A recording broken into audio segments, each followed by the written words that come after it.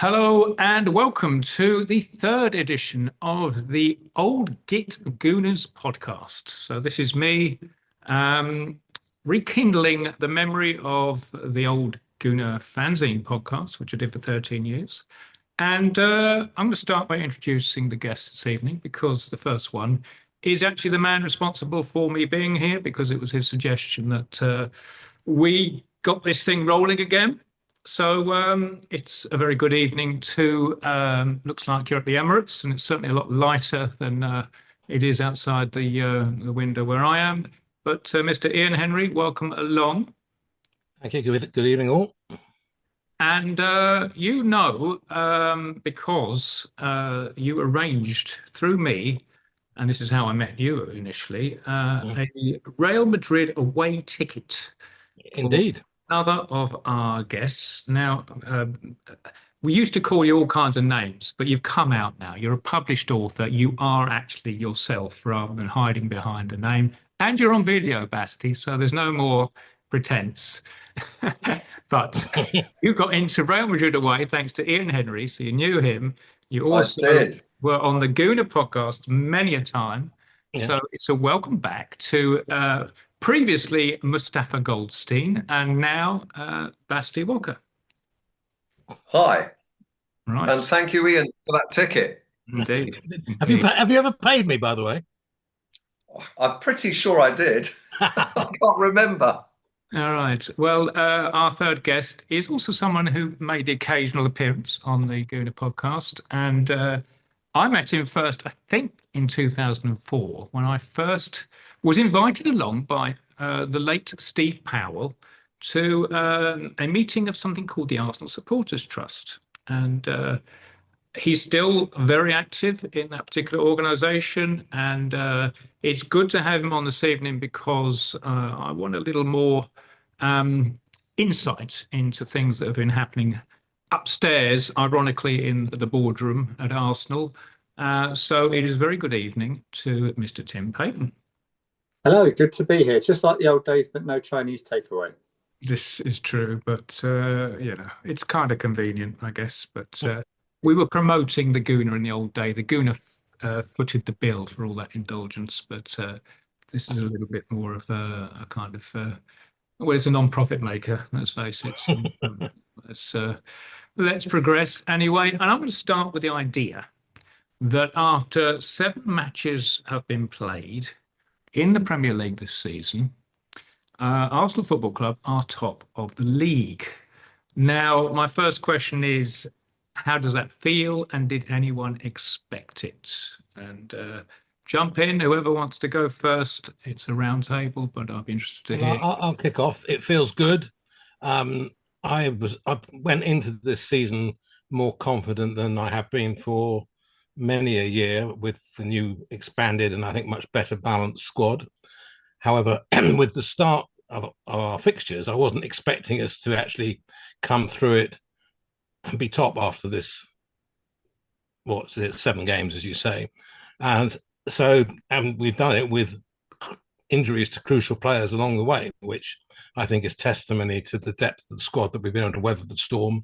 And if you look at the goals that we conceded and the losses or the loss of points, we lost to a Liverpool side with a free kick, brilliant free kick, but they won't be many scored like that. And we lost points at home to Manchester City with what I think is going to turn out to be a standard Erling Haaland goal, because we repeated more or less the same sort of thing against Brentford at the weekend. A ball over the top, he runs onto it, brushes off defenders and smashes the ball in the back of the net, and they don't do much else apart from that. But other than that, we've kept clean sheets, by and large, apart from the Newcastle game, and we just look a lot more solid without actually playing terribly well. And that, to me, is good news. Okay. I mean, Basti, do you think we're going to stay in first position for a duration? Or do you think it would be nice now? I mean, having had that 5-point difference with Liverpool made up, and it looks like we're sort of still playing in second gear a lot of the time. I mean, the West Ham game, which we went together to, it was I did feel like were we hungry and were we really up for it, we could have probably hammered them, pardon the pun. But I do feel we're still playing within ourselves a little bit. And you mentioned it in the previous podcast, how we seem to kind of keep a foot on the gas. We're pretty conservative. Arteta ball, as you mentioned it to me recently, that what it does frustrate me, this whole passing it around from side to side, back to Raya, going out, coming in. And then I know we're trying to suck them in. I know it's a kind of, and then we hit them. But sometimes that my poor dear heart can't take it, all this, because there's only one little mistake. And Alan Hansen always used to say, you mustn't pass the ball across your own penalty area. Now, these days, that seems to be something we just do for fun all the time. But it is, I do feel it's an accident waiting to happen. It probably will sometime this season. Let's not just hope at a crucial point. But to answer your question, of course, I'm delighted we're top of the league. I found myself walking down the road singing "We are top of the league, we are top of the league" the other day. This is an old Gits program, and that was on the Arsenal rap. If people are old enough to remember that fine piece of songwriting, it actually had that as the sort of chorus, was the hook, was just "We are top of the league." It was pretty simple. But and then, of course, we went on to win that year. So, I just remember singing that a lot in the terraces with that little bit of hope that we might actually crack it, and we did. And I'm kind of feeling that again this season. That, of course, we've had disappointment the last two seasons. And, of course, we really, really, really want to win the league this season. And I think we can, because we've got the depth and strength. We've got a squad. We've got some great players. With people like Rice, well, I mean, I'm not going to go through the whole team. I'll probably bring them all up at some point later. But I'm feeling more optimistic than I was last season. Okay, well, Tim, we have been in first position at various times in the last three seasons. Does this feel any different to you? Well, this time it's 226 days to go. Can they hang on? Can they stay there? Doesn't feel like hanging on. Like the other two have said, I think there's a confidence around this squad now, a strength in depth. I think this team looks to me like a 85 points plus team. I don't actually see that in any of the opposition. I'm a big believer in hunger, and the hunger is still there. That's one of the things I give Arteta a lot of credit for. You could have licked your wounds and fallen away a little bit after the last two seasons, but the desire to push on with the recruitment, but also how he talks and acts. This is a hungry young team, but still see themselves on a journey. It feels to me like the best opportunity since the early 2000s. I almost feel scared to go on the record and say it because someone will dig it up and go against me. But if ever there was a sort of 9 months that feels like it should belong to Arsenal, it's this one. Well, the bookies certainly concur. They actually have us odds on, but that can change with unresolved, as we know. But currently, Liverpool are almost 3-1, and Man City are almost 5-1. So that's where the market is. It's not necessarily the bookies determining it. It's just basically reacting to where the money's going. But obviously, a lot of people concur that this does look like it could be Arsenal's season. And this is the first podcast we've had, because they're every fortnight, since the Newcastle game. Now, we have had late winners in seasons which, at the time they were scored, felt very significant. For example, Danny Welbeck scoring against Leicester in 2016, and Reece Nelson scoring against Bournemouth. I think that was 2023. I might be wrong. But when those goals went in, you sense that this could be a goal that really, when we look back at it, was a turning point or going to be highly significant. And there's a feeling that late goal against Newcastle could well be critical. My view on it is that it's too early, obviously, to know. But is there a psychological thing which in this team you think might be greater than it has been? Because number one, they've been through those failures. And number two, they've obviously got a stronger squad.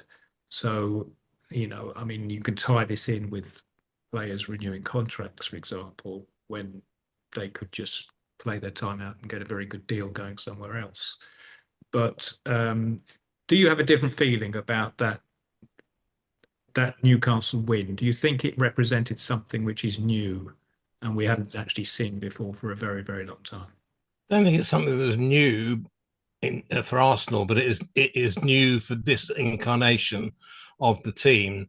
And I think one of the things that I think has probably also added to the hunger and the power that that Tim was talking about is the depth of the squad, and the fact that people are not only want to clearly win, but also some key players also recognise that there are now players behind them who will, more than any time I can think of it, threaten their own position. So people like Odegaard, for example, even Saka, and even potentially Saliba to some extent, have got players behind them who can come in and do at least as good a job in a large number of games. Now, that's not to say that Saka or Odegaard won't be first choice, but they're not going to play every game. And I think the fact that already you've seen Arteta rotate a lot more, using this term, which I like, being a rugby fan, finishers, to see off games. I think that's all part of it, which it was why I think in games that, if you like, the starting 11 might struggle to break down the team, finishers are probably going to finish it off, and that may well be late goals. And so I think it's positive. I think it's new with the context of this team. Whereas previous late goals, I think, we're just throwing everything at it and lumping the ball in there and hope. Whereas this is to me, it's a bit more strategic. Okay. And I think, sorry, yeah, I think so. Last season, Saka and Odegaard injuries; those injuries were, fatal, really. Mm-hmm. Whereas this season, we will pick up injuries over a cold, wet night out at Burnley or wherever it is, and it's just that we've got that depth now and really good players. That gives me the confidence that we could push on and do this. I do think it's interesting also how players like Martinelli and Trossard, Martinelli in particular, who I was losing a bit of faith in last season, and then he's come on a couple of times this season, sort of chomping at the bit. And I think you can have players like that on the bench just really wanting to impress with the 20 minutes they've got and coming out with a result, which has happened on more than one occasion. So, and I do have this strange thing with Trossard for some reason that I think it was since the West Ham game, not the one we just played, but one a season or two ago. I can't remember, but they beat us 2-0 at home. And I remember Trossard starting and thinking, just feeling that was wrong. And since then, a lot of the games he's started, we've not done that well. And then when he comes off the bench, he seems to nick something or do something. He's a strange player, and we do have, each player has their own sort of chemistry with mentality and how it works and how, hunger factor. And some people are just super subs. They're better coming off the bench, and some people are those players that can keep on going. But yeah, I'm waffling on. I'll let Tim have a go. Well, what I'm interested in from Tim, actually, now you raised that, is if you were picking the team for Champions League final, for sake of argument, who would you put on the left wing? Martinelli. Because you can't replicate pace. Right. And you're probably playing an older defence, which you have to get behind in Europe. But that's a slightly unfair question with 9 months to go, and they're coming on.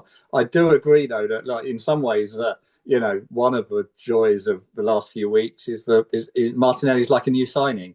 He's back to the talent that we saw and believed was coming through, and you wondered if it was falling away last season. Is that just a young player going through the ups and downs? Is there something about the competition that's come in and the sense of purpose that's motivated him? Probably a mixture of the two, but it's that thing at the moment where they all feel hungry as a unit, where they're all feeding off each other. When you win a title, you get a little bit of a feeling at Liverpool. We all thought the transition would come Klopp to slot, but actually in some ways, the old guard knuckled down, played for a title, played for contract renewal, quite frankly. You've seen that before. And you just feel a little bit, that was done. They're a bit older. Are they quite as hungry? They've got integration issues, whereas we've got people that have kind of hit the ground with a sense of purpose. It was really telling, wasn't it, in some ways? The William Saliba quotes when the contract was signed was about having to win a trophy at this club before moving on, or before, I don't think it was moving on quite as explicit as that, but, before doing anything else. Yet that, I really do think that hunger and maintaining that is a key ingredient. And in many ways, it was why Ferguson was the genius of the last 25 years, because he kind of could refresh each season, whereas an awful lot of teams find that harder. But what I'm so impressed with Arsenal is that collective hunger. You talked about it in some ways, the collective hunger being seen at the Newcastle game. It will produce a lot of late goals when they're needed. It will also, and I think, I might be stealing one of your future topics, but it will also, interestingly, produce games like those against Olympiacos and West Ham, where actually it can be a little bit flat, because Arsenal are going to win, and you can see them going through the gears, and if they fall behind, they can step up the gear. It's a different kind of experience. I remember at times watching the Invincible team, and it was joy at times, but there wasn't always jeopardy. And so we're going to have to adjust a little bit to that, and how we calibrate to the big games, but also the routine games. And then, what will kind of occasionally happen is, and at Liverpool and at City, when they find themselves 1-0 down after 70 minutes, how do they respond? But I think we can see at the Arsenal that sense of commitment and passion, and it bodes well for the rest of this season. Yes, it certainly does. And I mean, at Newcastle, the two scorers were Mourinho and Gabriel.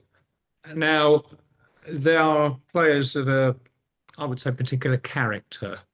And I was thinking earlier today, have we had those kind of players, for example, in the latter years of the Wenger era, or even?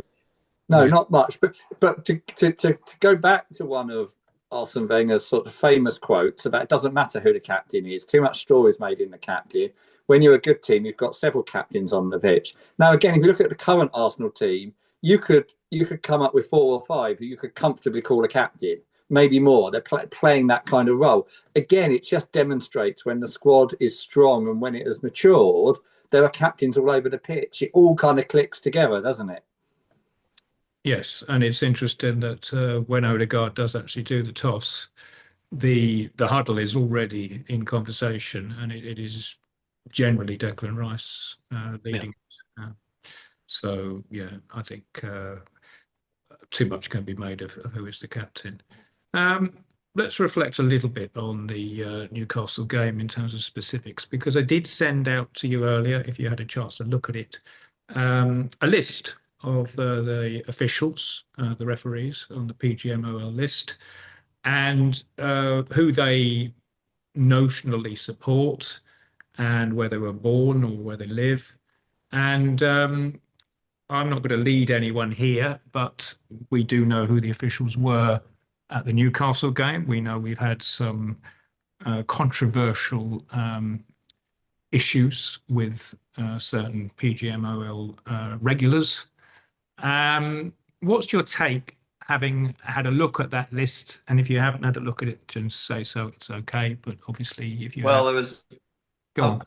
there was a lot of Liverpool in it, wasn't there? Yeah. Known as Liverpool fans, not one Arsenal fan. Well, they're all Northerners, Basti. A lot. They're all what? Sorry. A lot of them are Actually, all Northerners. Yeah. And all Northerners, which will have a slight anti-Arsenal bias, won't it? Why does it? If you support a Northern team, who do you hate most? The Northern rivals. It's all bollocks, this, looking at who referees support it. Should we put tinfoil hats on and go and gibber at the bottom of the garden about the spacemen coming?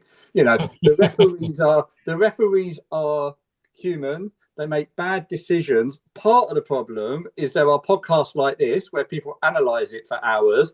They come under more pressure, which means they get caught in this vortex. On the one hand, VAR decisions should be either done in 15 seconds or tossed away, because it should almost be, is it a major mistake or not? But then they live in they get trapped in the kind of headlights of, but the whole world is going to analyze this decision for a week. So we should take 2 minutes, not 20 seconds. So we get it right. So when the analysis comes in, it's not viewed as wrong.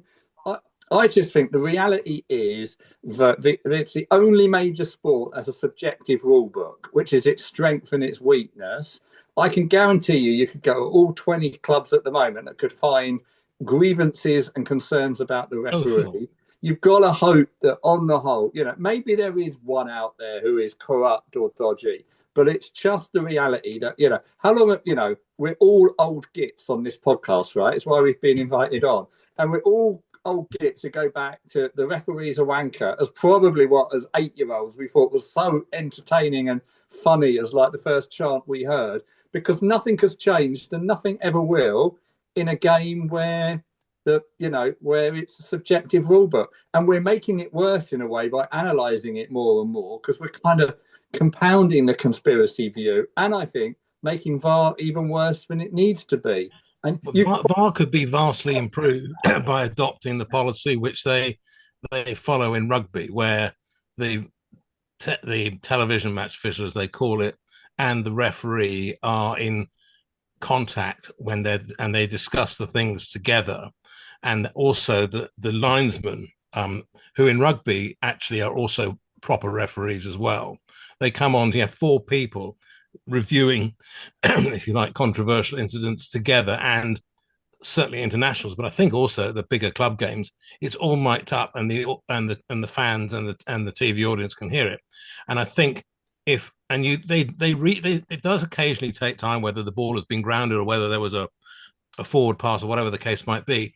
But by doing it openly together and everybody being able to hear it, I can't think of a major international match or a club game that I've been to where you've had a howler.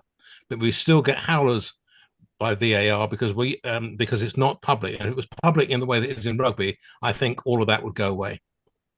Possibly, but I think partly rugby doesn't have the tribalism, so everyone does accept where it ends up a lot more. It doesn't get, it's kind of like that's the decision. Also, the subjectiveness, there is some there, but it's far more here. So the incident at Arsenal and the penalty, and everyone was then playing the clips of a kind of equivalent last year, which Webb came out and explained. Now, the problem with football, with these subjective decisions, is you can almost explain the same issue in a different way, but still be true to the rule book with, a marginal variation. So I feel, Ian, there's a potential. The more they're mic'd up, the more they explain, the more you create problems, because you can't create consistency on a subjective rule book. That player and goalkeeper going head to head at high speed, such a marginal call of who got there first. Well, I just wonder whether we're digging the whole. Yeah, you do get that. You do get that in rugby, where for dangerous tackles, no arm tackles,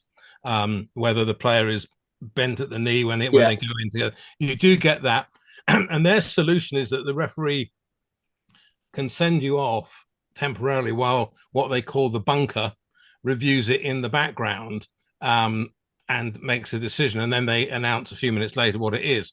Now, I'm not saying that would necessarily be easy to do in rugby, but I think in football. But I just think that a lot of those things, and I accept your point about tribalism, but actually, other than some booing, once the decision is made from VAR, it's very rare that the crowd don't get really angsty about it. They accept it and move on because they don't have much choice, and the players do. Yeah, it gets analysed in forums like this, but then rugby has all of this as well.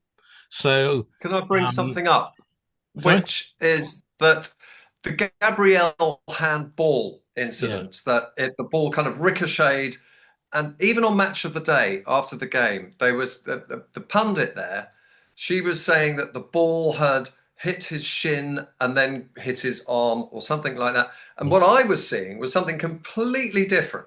And I hate to say this, but I thought, if that was the other way around, I'd be screaming for a handball. I couldn't really see how it wasn't given as a handball. I mean, I didn't want it to be given. I was praying it wouldn't be, and thank God it wasn't. But It's one of those strange things sometimes that two people can look at exactly the same thing and see something completely different.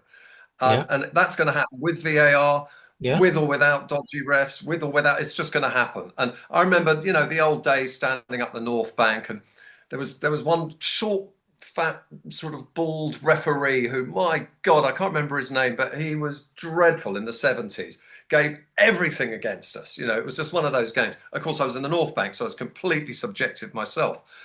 And it is tribal. And of course, and Tim, you made me feel like someone from Arsenal TV just then. So please don't do that. I don't want to be demoted to Arsenal TV, whatever happens.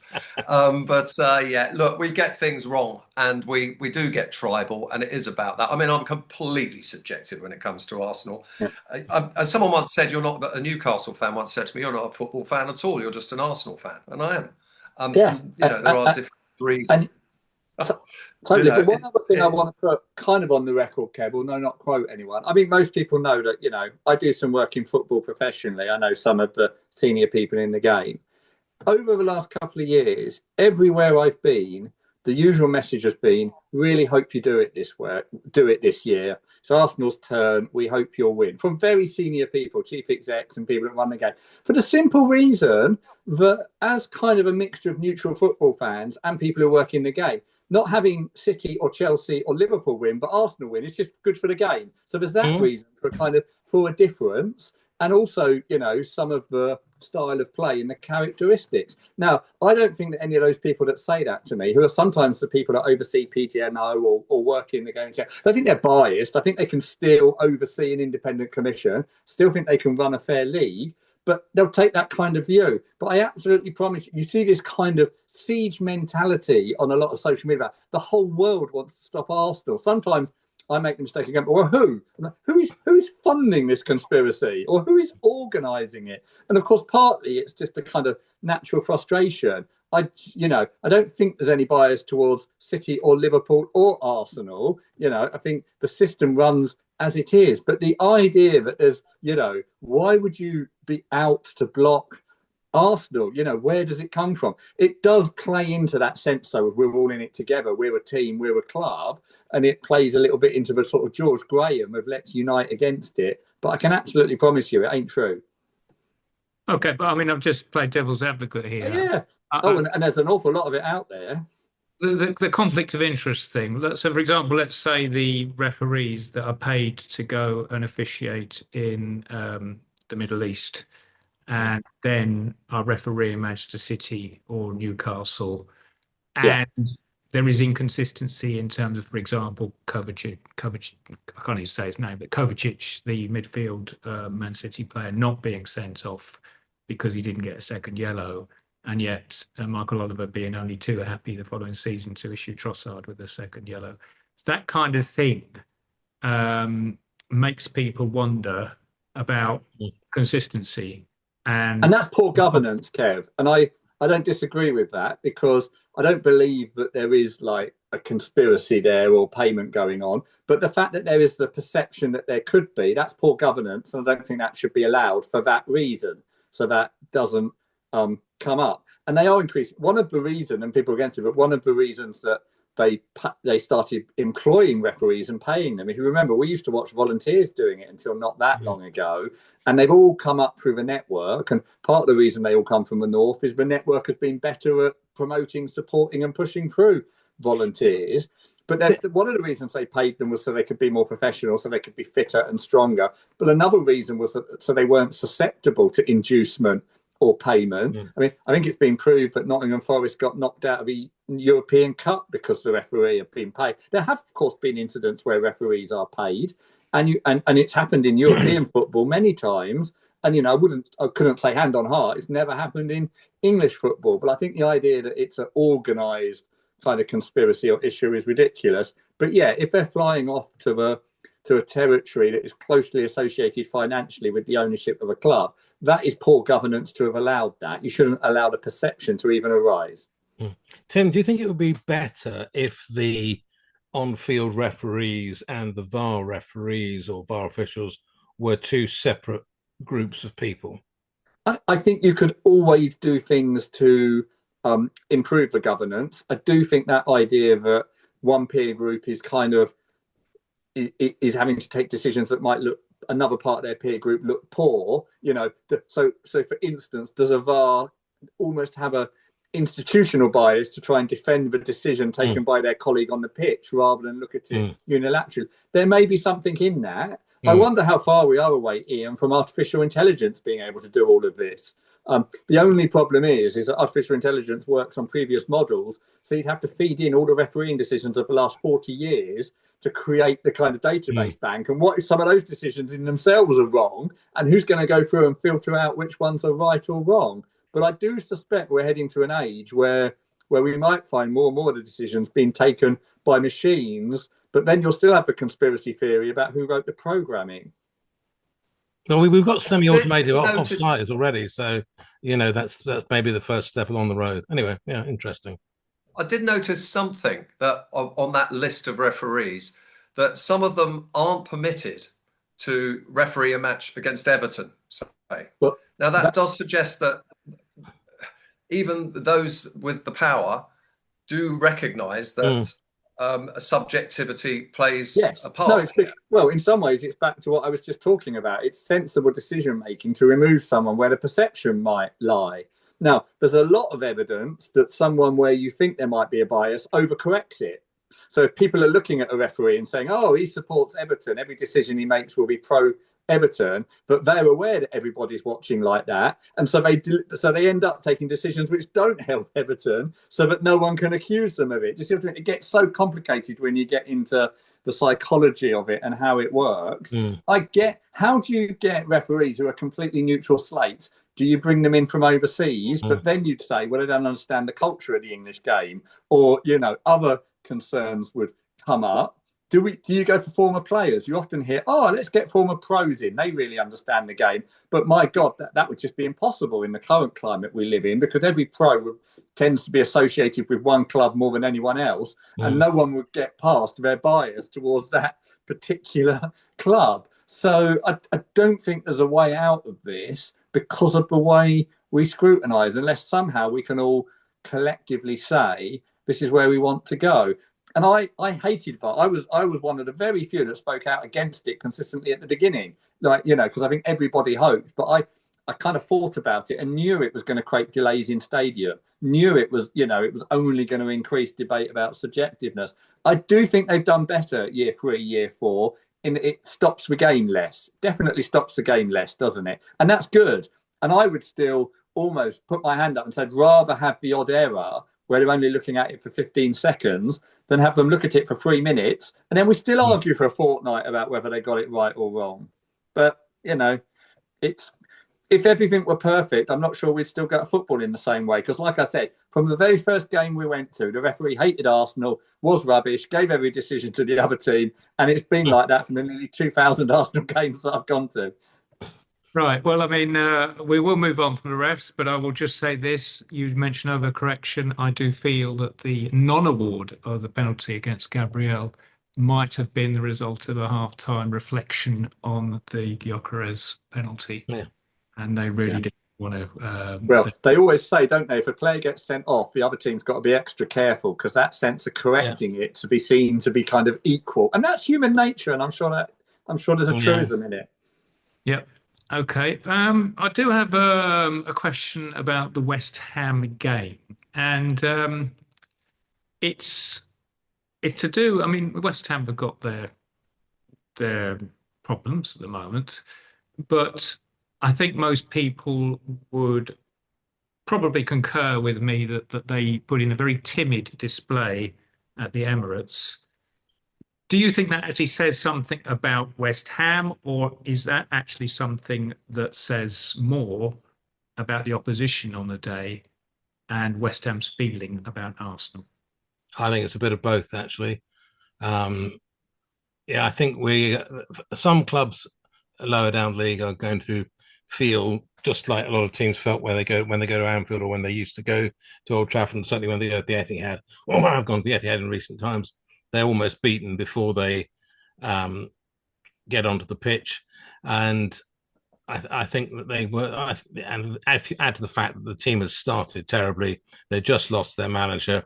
I suspect Nuno might just about save them, but it's going to take more than one game at Arsenal to do that. And they just didn't look as though they had any fight in them to me.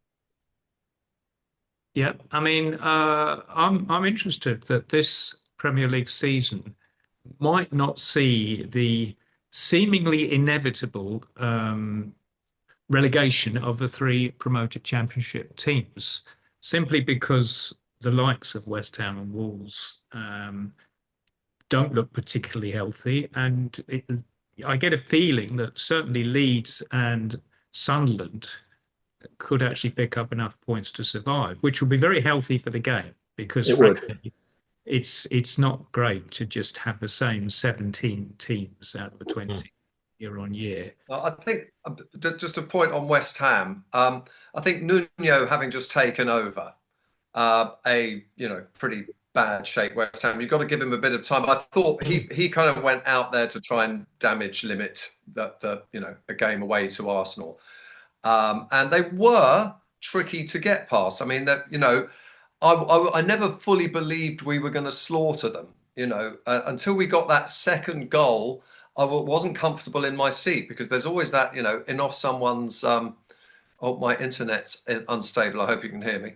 There's always a chance of the away team nicking one. And while we're playing Arteta ball and messing around in our own area and only 1-0 up, with you're not comfortable. So West Ham didn't play well. They were pretty below par, and I think we could have, if we'd have gone up a few gears and really had it, destroyed them. It was just a routine, comfortable sort of home win in the end. But I think they'll probably improve. I think he's kind of starting at the beginning with them. You've got to give him some time, because he's inherited a mess. So, yeah, that's my bit on that game. I will just say on the Newcastle game, I thought Odegaard, and this also relates to the West Ham game, Odegaard came on and kind of changed the game with those two goals. He was instrumental in both of them, certainly the corner for the second one, which was pinpoint, gorgeous corner, and also helped make the first goal. And then I'm just so overjoyed to see him, back again. And then again, there's this China doll thing that seems to be happening. I think Rosicki used to have it. Certain really skillful players seem to somehow, I don't know why he stuck his knee out to try and block that West Ham player and ended up, with a bad knee now, with his shoulder and his knee. There's something going on mentally, I think, with Odegaard, because he is without doubt a fantastic player, and I love him. But there's something going on that is, he just seems to be kind of tempting injury every time he turns up. I don't know if there's a way out of that, if anyone has any ideas. Well, I don't think he's particularly wonderful at tackling. I don't think he knows how to tackle properly, to be fair to him. It's not his game. Maybe he should just not bother. Well, just create. Just block rather than actually try and, stick a leg out. I mean, sometimes just being a physical body can work, even if you have to give away a foul. But I actually wrote a piece on my Substack this morning, which suggested that maybe Arsenal's best 11 doesn't actually need Odegaard if you are going to have Rice and Zubimendi starting, because of how good Eze is floating off the front line.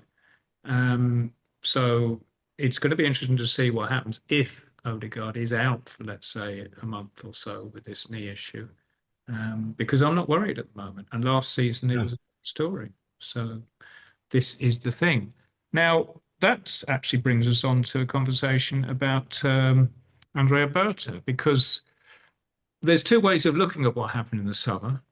Number one is that he is much better at getting deals done than his predecessor, or simply that Arsenal were flush with cash and able to do deals that maybe they couldn't in the previous couple of summers. Any thoughts? I mean, Tim, you're a little bit close to this side of things. Do you think that possibly Edu wasn't as, shall we say, skilled at negotiating as Andrea Berta? No, from what they tell me inside the club, and if a transfer window goes well, it's been 18 months in the planning. The targets are identified, they know who they want. I think, part of identifying targets is who might come and at what price they might come. I think it's a little bit simplistic to cut, in terms of timing wise, to point to that change. I think you have to praise the structure, but in some ways, the test of Berta and Garlic will be over the next 2 years, because you were still seeing a lot of the infrastructure that existed before. But what is very interesting is Arsenal have completely changed their top executive team to deal with these issues as we watch. So, what was an Edu and Tim Lewis arrangement with Rich Garlic helping is now Berta with Rich Garlic alone. Arsenal are lighter as well at senior executive level because they had Tim Lewis full-time executive and Rich Garlic full-time executive. Now they only have Rich Garlic full-time executive. The other guy's gone completely and they're not replacing. Now, is that a good thing or a bad thing? Ask me in 2 years' time, But there is a lot of change going on behind the scenes. Possibly that's a good dynamic. Maybe the idea that someone does 5 to 10 years is too long. I do know that, if you look at the history of kind of football directors and talent, they all tend to have a purple patch for a couple of years. Very few of them see it through for 10 years.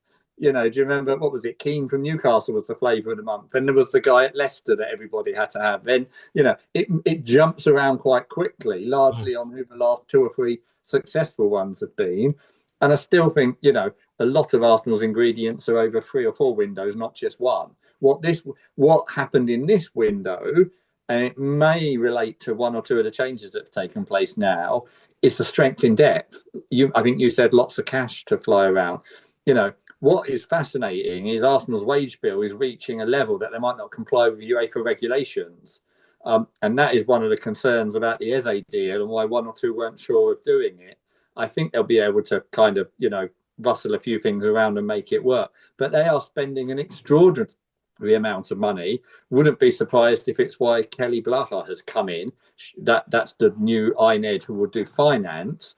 And there have been some suggestions that it was Tim Lewis pushing so hard on getting the Eze deal done.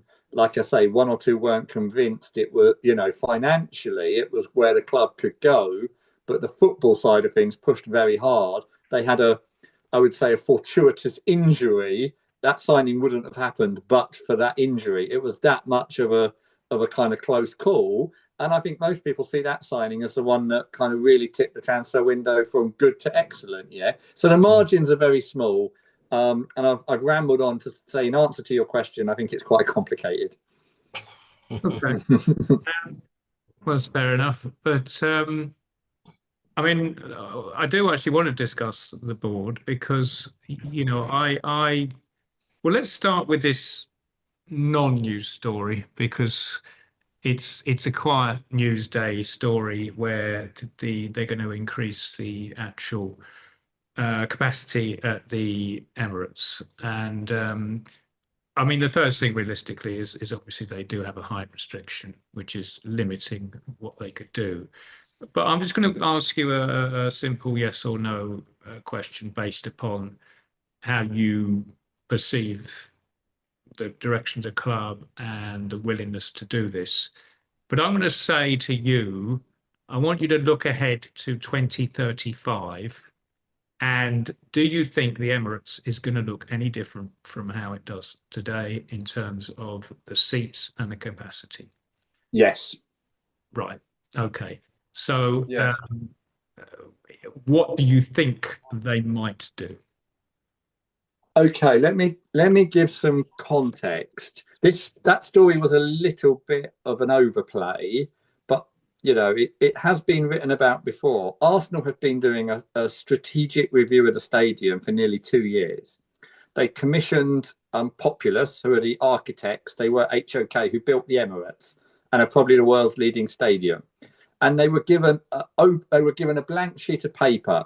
Think every option, because I think quite rightly Arsenal are of the view that the Emirates is becoming a little bit tired and is falling behind where modern stadium have got to, what they can earn, what they can produce. We all see what's up the road. We all see what's at the Bernabeu. We see kind of Newcastle and United planning. So it's quite right. So they were asked to look at everything. And that has been done. And that, of course, allows the journalists to write correctly. They have looked at the 80,000 option, lifting the roof. They have considered that you'd have to go to Wembley to do it.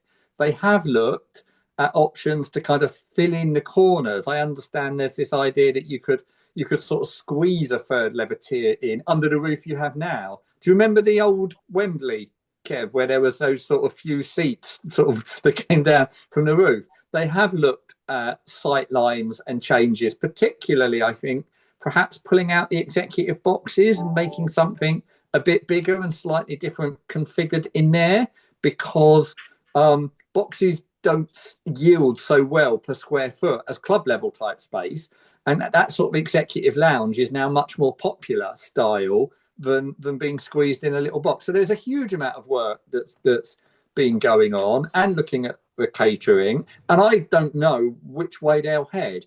I think you're skeptical. I would be astounded, and all but, if you listen carefully to how they update, I think the 80,000 lift the roof and do it is a non-starter. I think it's a non-starter for planning. I think it's probably a non-starter for getting 80,000 people in and off those concourses. I think it's a non-starter because I'm not sure you can spend £1 billion and only add your capacity by 20,000. My guess is we'll see marginal changes to capacity by playing around with sight lines. Can you sort of squeeze bits in here and there? Where I think we'll see a lot of change, and where I think, in what I'm passionate about and why I do the AST, is I think we have to watch out that the changes aren't hospitality driven to the extent that some general admission seats start disappearing. We all remember the story at Manchester United last year, where the guy who'd been there 60 years got turfed out of his seat because they wanted to call it for want of a better phrase, the executive gold platinum plus seat sitting behind the dugout, which is suddenly available for £600 a game rather than £60 a game. So I think the biggest change at Arsenal will be more high yielding seats linked to hospitality. And my guess, and I am guessing because it's all up for grabs at the moment, is that a lot more of the rebuild will be behind the scenes. So looking at the picture of Ian now, what faces the pitch I think will look largely the same, but I think there could be a lot of reshaping to leisure, eating, drinking, hospitality in the kind of the back half of the stadium, and also going down. There's a lot of space going down. Yeah, one thing I don't know whether it may be a complete non-starter, but I remember when the ground was designed and all agreed that Arsenal did want or had a design that had 80,000 or high 70,000 seats in the same footprint, but the seats were that bit smaller, and we would have been more squeezed in, a la Twickenham or Wembley. Yeah. Well, if we had seats the size of the Old Trafford seats, we'd probably have 75,000 in. Yeah. So I just wonder whether not that all of it, but I do wonder whether in parts of the ground they might consider doing that, or do you think they would? Well, where you've got a problem, Ian, or at least on what I've been told, I haven't gone as far as to research it, but it sounds correct. If they were to put more people in the seats or in the stands, the aisles and concourses aren't big enough to get people out at the moment. So you'd have to widen. If I look behind you, like the little grey strips that are basically steps, they're not wide enough for more people, because the obvious thing would be to say, well, let's have some safe standing and make the seats smaller. Now, I do believe, though, that the architects might be looking at whether you could make the aisle a bit wider and the exit work a bit easier. I think they are doing a lot more work than the sort of, it's just a silly season story. There is money being paid and consideration being given. And the two of the INEDs who've arrived in the last 3 weeks, particularly Otto Marley, who is the real estate expert from the KSE group, I'm pretty sure something is going to happen, but I think it will be more refurbished than rebuild that's my hunch at the moment. Yeah, and the concern, obviously, as you alluded to, is that the price of admission might go up, not only because on average there's more corporate hospitality type stuff, but I think general admission, especially if we're successful, will be pushed hard in terms of prices. I mean, the Cronkies, in my view, will push it until they feel that the demand is meeting the supply. They may do, although having sort of, if you like, being the lead fan negotiator, sitting on the advisory board for the AST of the last 2 years, I can't always talk about what is proposed, but I can talk about the outcome. I think we've secured good outcomes and we've pushed back hard and they've understood. So not only have we, I say only, but have we held it to inflationary increases, but we had the cost of using ticket exchange taken away, if you remember. We had the cost of using ticket transfer taken away, which was us promoting getting tickets into more people's hands. We had support for use it or lose it, which got more tickets circulated. We got a proposal to remove the senior concessions revoked and they were reintroduced. They're only in the family closure, but we brought them back. We even got the move to a 19-game season ticket introduced, which you can now do. So it may be that 1 year it all goes horribly wrong, but for the last 2 or 3 years, I do think that there's been a sense of trying to balance, community with pricing. But what I always get told is, and it is an extraordinary fact, I think Arsenal will just break a profit when they report for last year. But in some ways, it's extraordinary that a team that goes as deep as the semi-finals of the Champions League and comes runner-up in the Premier League is still struggling to make a profit, because that wage bill has nearly doubled.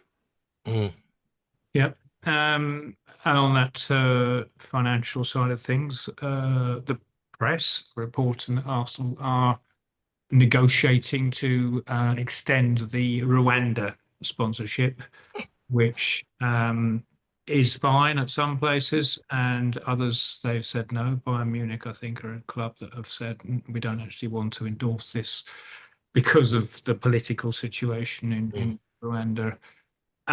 It's an ethical. You know who signed a commercial deal with Rwanda last week? I think it was one of Kroenke's NFL LA Rams. Right. So that suggests that it's quite a strong relationship with the KSE group. Yep. And I think Arsenal understand there were a lot of concerns. The Arsenal Supporters Trust did a survey of all our membership, and it, certainly AST members don't feel it talks our values and our brand. But there were others who will tell you at 10 million a year, and if it's reported to go to 18 million pound a year, would you, Kev Whitcher, say ditch Rwanda and don't have Eze? Well, what I would ask you is that fair value, and are there other concerns that might pay it? Exactly. I think the point is, there is a choice. There's a big world out there. There's a lot of money out there. Arsenal is a very sexy beast that people want to have themselves on the arm. And if Rwanda's prepared to pay 18 million, then I'm sure someone else is. So Arsenal could go out looking and have a moral compass over this, couldn't they? Because I've always prided Arsenal on having that. Play at that level, to be honest, because there's a certain premium for being slightly controversial.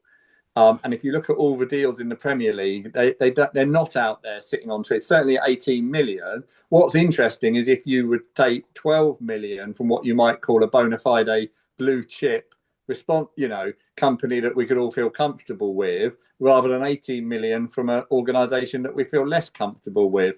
And I think often the call is that kind of, if you use the example I've just given, of that £6 million swing. I think that amount of money is being squeezed out of the Rwanda deal, partly an element of danger money included within it now. Oh, yeah. I'm still allowed to not like it. Oh, of course. Absolutely. Yeah. And certainly, you all know my colleague Nigel Phillips, and he went to the last Arsenal advisory board, and he pushed them quite hard on this. They have to be cautious in what they say, because they're talking about a current commercial partner. But they will be weighing all of these things up. I would prefer it wasn't there, but I also recognise that it makes a very big contribution to the bottom line. Yeah. Yep, and I think the only thing that would make the club actually think differently is if people stopped buying the shirts in protest, which is a very long shot indeed. Well, I haven't bought a shirt in protest. Well, not that I probably would have bought one anyway, but That's part of the problem. I just buy a pat like this. no, I wear my Rolling Stones t-shirts. Living up to the brand of an old Git. Okay, so we've got just to sort of complete the board discussions. So we've got these three people, two of them KSC employees, effectively, another one an advisor.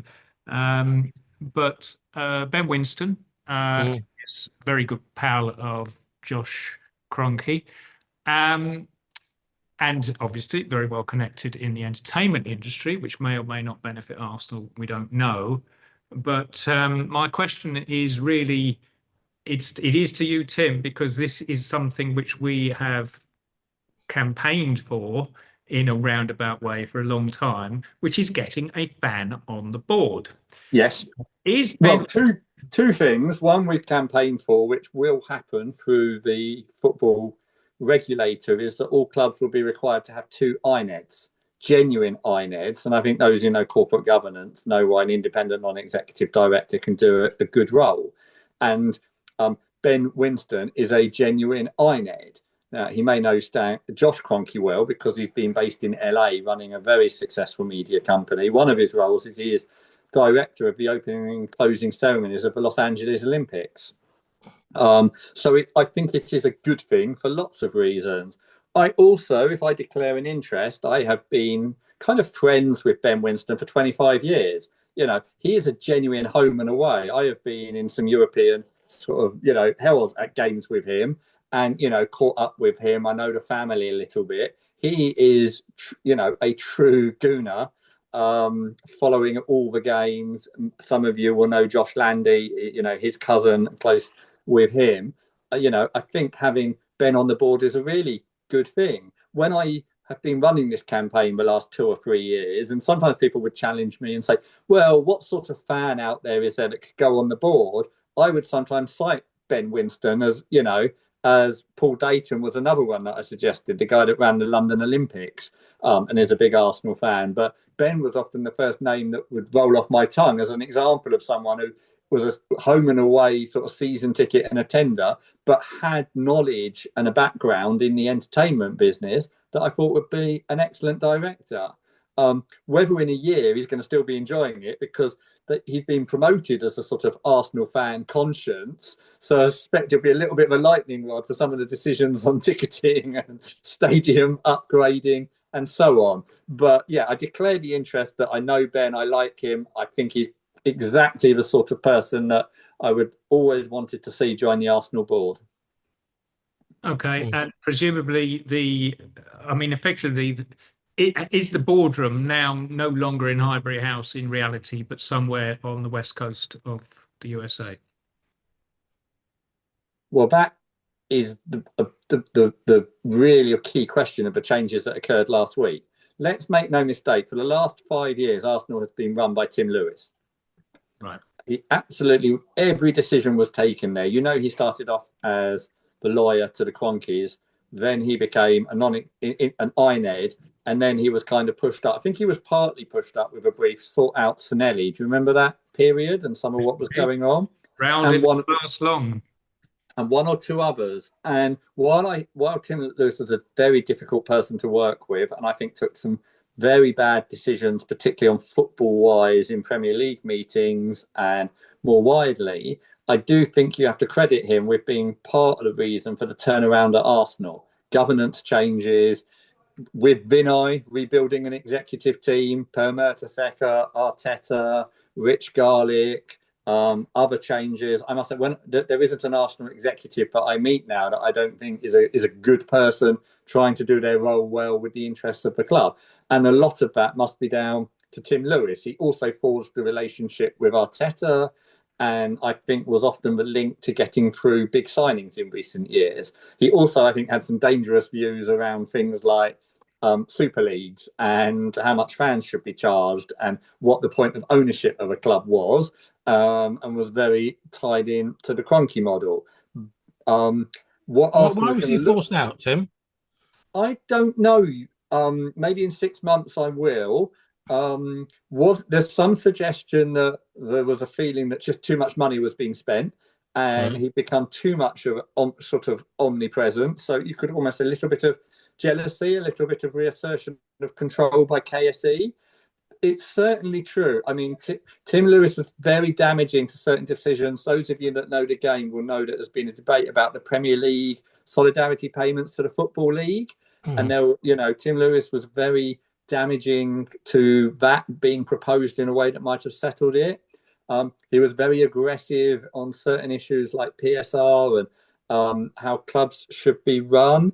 I think Vinay probably left partly because there wasn't space for him at the club as well, and Vinay was a very good, important executive. So it may have been a feeling that the personnel style, had fed back to KSE. Many Arsenal executives felt it was quite difficult to work for him, but I don't know for certain whether which of those factors it was. Perhaps a mixture of all of them. I do think it's slightly telling that he was an executive. Okay, he was the vice chair. He hasn't been replaced at all. So actually, you've lost one full-time person. Now, if Rich Garlick is going to suddenly have to go to Premier League meetings, ECA meetings, UEFA meetings, and run Arsenal and oversee Colney, it's a hell of a lot. So I do wonder a little bit if Arsenal aren't, a little bit slim on a setup which only just over a year ago had Vinay and Tim Lewis and Rich Garlick, all operating at the top of their game. Time will tell. I also know that all of these INEDs are US based, and that's not going to change. Okay. Well, hope Lord Harris doesn't feel too lonely then. Well, he's the great survivor of all of them. How long has he been about, Kev? Have you done your research? Well, from memory, I think it was about 2005. I think it's a long time, which is why he would no longer pass the governance code or the likely football regulator code for being independent. He is a non-executive director, but you lose the tag independent when you've done more than 6 years. Right. Okay. Well, let me just have a quick look. And I think, we've covered most things. I'm going to ask one question, and it's a yes or no. Okay. Historically, we've had periods of what we'll call club dominance because a team has been built and stuck around and won things over a period of time. So, for example, Liverpool in the 80s, Manchester United over a long period under Ferguson, Chelsea for a while, and Manchester City after that. In your gut, do you think this is actually Arsenal's time to do that kind of thing for the first time since the 1930s? How are you feeling? I'll tell you what, I'm not going to ask yes or no. I'm going to say on a scale of 1 to 10, 10 being total belief and 1 being no, actually, it's too competitive now. We're not going to do it. Give me a mark out of 10 as to how you are feeling of the potential that, let's say, in the 2030s, Arsenal could be a Real Madrid in terms of the top Premier League team winning stuff left, right, and centre. I don't think there's any chance of that because I think the competition is too heavy, too intense. I don't think Arteta, if he's successful, will be around for that much longer, maybe 3 years at tops. I think replacing successful managers is very difficult. I think City will find that when Guardiola goes. And I think the likes of Liverpool, City, probably Chelsea, and maybe United in time will just prove to be too competitive. And we need, and in fact, I don't want to be in a position in a league where, as in Germany, in 99% of the time it's Bayern Munich are going to win it. Or in Spain, we know it's most likely to be Real or Barcelona. Occasionally, Atletico might threaten. So of course I want Arsenal to win, but I don't think that there's a chance that they're going to be the dominant team for a long period of time. They might win two titles on the trot. You never know. But I think that there's too much money, and it's just going to be too difficult to sustain that over a long period now. Right. So I'm going to put you down as a 1 then, Mr. Henry. Yes, that'll be maybe 1.5. I'd say we certainly need to win something first before let's walk before we can run. If we can win a league or even an FA Cup this season or something, that once we do that, there's nothing to stop us having some considerable success along the lines of the Wenger years, or actually, you mentioned the 30s, but in my lifetime, we've had the double win in 1971. We had George Graham, 89-91. And then we had a lovely gave the Manx a good run for their money under Wenger. So we have had periods of, I wouldn't say total dominance, but certainly we've been there in, smelling the roses and more than most football fans will ever get in their lifetimes. I will say that I'm optimistic that we can now push forward and really put a footprint on this era. Whether it's going to be, I agree with Ian. I think there's too much competition, and it's very unlikely that. And also, as we said at the beginning of the program, do we want one team just sort of ruling the roost, a la Bayern Munich or Celtic and Rangers? That whole monopoly football. No, not really. But I wouldn't mind winning it like every second year, like we did at some stage. Something like that might be nice. Right, I'll put you down as a 2 then, Bast, because it was marginal. Yeah, and of course the Champions League to shut Chelsea fans up. But I'm not worried about the World Club Cup or whatever it's called. That they can keep that one. Okay, Tim, am I dreaming? Well, Arsenal are desperate to get into the World Club Cup, as all the other big clubs are. Unfortunately, rather than saying this is the most stupid idea ever, let's get rid of it, they're all going, well, there's a lot of money there, so we'll play as well. And I expect you'll see the next edition twice as big. And it is one of the challenges to how we know and love football. I also want to pick up on your point about the Champions League, because I know the game's moved on. But before we talk about permanent dominance, quite frankly, it's a disgrace. Club Arsenal's size and history hasn't got a star, hasn't got the European star on its chest. So let's just get one of those. And I often surprise people. I would happily sacrifice the Premier League title for the Champions League title, because I've seen that 4 or 5 times. I'm an old git. I know a lot of the younger people are a bit different, but I don't think you can absolutely dominate, Kev. I think now the big clubs earn so much money that it doesn't take that much to turn them around from being 6th to 1st. It's a lot easier than it was a decade ago, kind of thing, where you could institutionalize a bit more. Yes, a period of being very, very good and very, very strong, right at the top, right at the finish in the Premier League and Champions League. But I just desperately want to see, a Champions League. So we must be the biggest club by history, by fan size. If you play top trumps, we're the biggest club without that European trophy. Let's not worry about dominance. Let's just win that bloody thing once. Okay.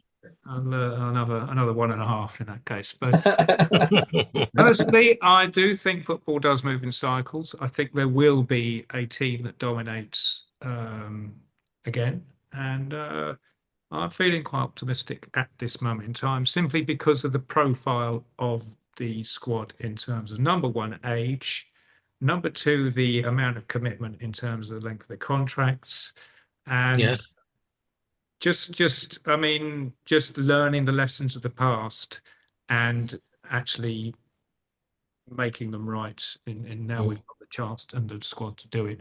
So I'm going to go for Kev, it's football, and however good it all looks on paper, there are, as I think Jeeves said to Wooster once, imponderables. Right. There are a lot of imponderables in football, so we just don't know, do we? Absolutely. But just on the Champions League thing, I just wondered whether who do we think is going to be in the top 4 this season, or top 5 this seain? Do you think we'll see any change from the usual suspects? Do you think anybody's going to? The European teams? No. Sorry, I mean the English teams qualifying. Do you think? Yeah. Well, I mean, that's a good question, really. It tends to be the same old faces, but obviously United and Tottenham fell away last season, which was an exception. So Newcastle got into Champions League, didn't they? as It's well. so hard for the clubs without the squads over the 38 games that sadly, I would say, it will kind of be the 5 that you see this year, with United still being a mess. Because, as you saw in March, it was quite interesting, but just the strength of the big squad now, does see the sort of Chelsea and Spurs and Forest fell away. Because squad size, and it's such an effort. They're firing on everything, and football's always been like this. But you talked a few times, Kev, about the kind of competitive balance and the free going down. But imagine what an interesting Premier League it would be this year if Bournemouth and Palace and Brighton hadn't been raided quite so much after the last couple of years. They'd genuinely be competing for those top 4, but they just won't be able to sustain it because of squad size. And also their managers tend to get... Well, that's the other thing that gets nicked. How long before United take the Palace or Bournemouth guy? Yeah, absolutely. No, not long, I would say. Indeed. All right. Well, we have been going. I always say it's going to be an hour, but the conversation has been excellent and worth the extra 10 minutes. And so we don't do the la-di-das anymore that we used to do, so you don't have to worry about singing anymore. But I would express my thanks to Ian, Basti and Tim for giving up an hour and half an hour of the England versus Wales game as well to be on the podcast. That's not a hardship. Right, fair enough. But I have a Arteta-style rotation policy with my guests, so you will all be welcome back again before too long. Don't doubt that. And especially thanks to Tim for your insight on some stuff that you know about, which frankly I don't, and I'm sure not too many of our listeners are aware of. So that insight is very welcome indeed. So with that, I am going to stop the recording. Oh, no, before I do, I'm going to actually do a plug, okay? So a year ago, Alex Finn, my co-author of 3 Arsenal books, said to me, I love your Substack. Let's make a book on this season.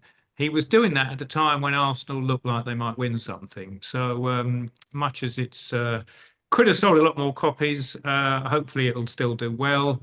This is out in about, I think, just under a fortnight's time. I will be plugging it relentlessly, so you won't miss it, but this is one opportunity to do so.